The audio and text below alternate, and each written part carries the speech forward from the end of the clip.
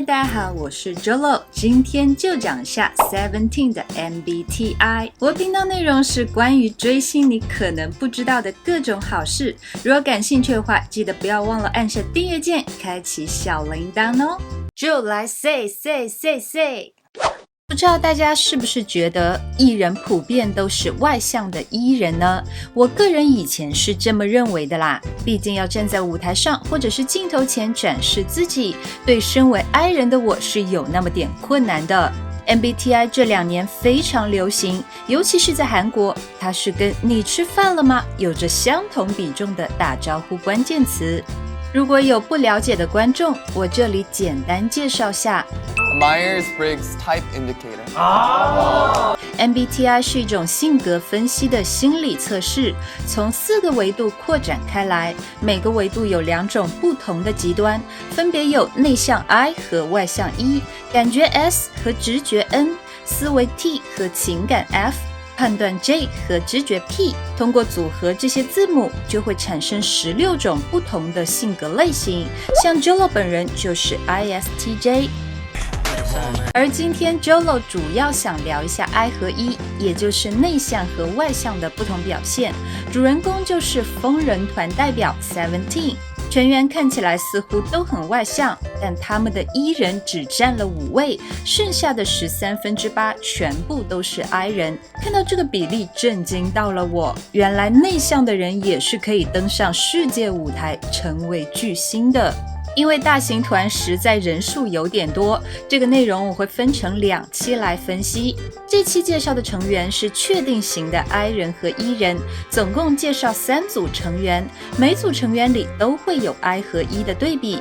我想看到以下这些画面，可能不用我特意指出，大家也都能猜到谁是外向，谁是内向的。第一组95年生大哥 LINE 的 S.Coups 和 Joshua。 뭐야 안 하고? 안녕. 안녕. 난 최승철이라고 하고. 난 대구에서 왔어. 가수의 꿈을 어떻게 해야 돼요? 在熟人含量高达90%以上的自家团综 Going 里，面对相处了近10年的成员 ，S.Coups 看起来还是小紧张，有点语塞，不知道该说什么。而 Joshua 可以张口就来即兴 rap。 안녕, 난 조슈아라고 하고. 홍지수야. 근데 아까 AKA 조슈아고. Yo, 앉아있지 말고 춤춰. 这个过于明显的 I 人和 E 人的自我介绍，我想大家肯定也感同身受吧。那如果熟人含量降到50%以下的话，会发生什么事呢？对 E 人 Joshua 来讲，和路人搭话根本小事一桩，反而这么帅的脸对路人来讲才是压力吧。 혹시 인터뷰 가능하신 분 있어요? 인터뷰 가능해요? 이쪽으로 와주시면. 네. 相反 ，I 人 S.Coups 和陌生人打电话都觉得压力山大。 제가 주문 잘못했어요. 나 更别说邀请陌生人采访了。 그러면은 일반인 분들한테 물어봐봐. 나 못. 此时他的安全地带应该就是成员的身后，如果有隐身术，那就更完美了。第2组 Bittersweet 元佑和明奎。 首先，一样是非常熟悉的自家团综环境。这一趴是舞蹈展示时间，元佑显然就是那个在 party 里被很嗨的朋友 cue 到，然后硬着头皮上场，满脸尴尬的舞了一小段。而明奎则是在一旁想着怎么还没 cue 我，终于要上场的时候，他就是全场最靓的仔。 马上切换到熟人含量50%以下的场景，万人演唱会现场，团员又非常贴心的 cue 元佑展示舞蹈了。害羞推脱了一番后 ，I 人元佑还是乖乖跳了一段很符合他的 Super Shy。 보여줘. 뭐 보여줄 거야? 자, 오프닝 자기소개 보여줘.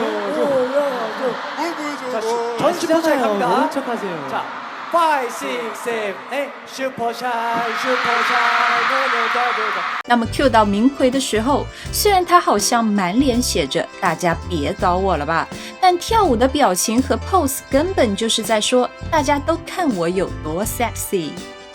슈 섹시 그때 고매운 슈 섹시 그때 고매운 슈 섹시 그때 고매운 섹시 그대 고메第3组有3个人，分别有1位 I 人 Woozi、2位 E 人盛宽和 Dino。Going TTT 是 Jolo 最喜欢的系列，展示了 Seventeen 很真的一面。 야 오늘 촬영 안 해 꺼 在吃饱喝足的午夜时分，他们还是精神百倍。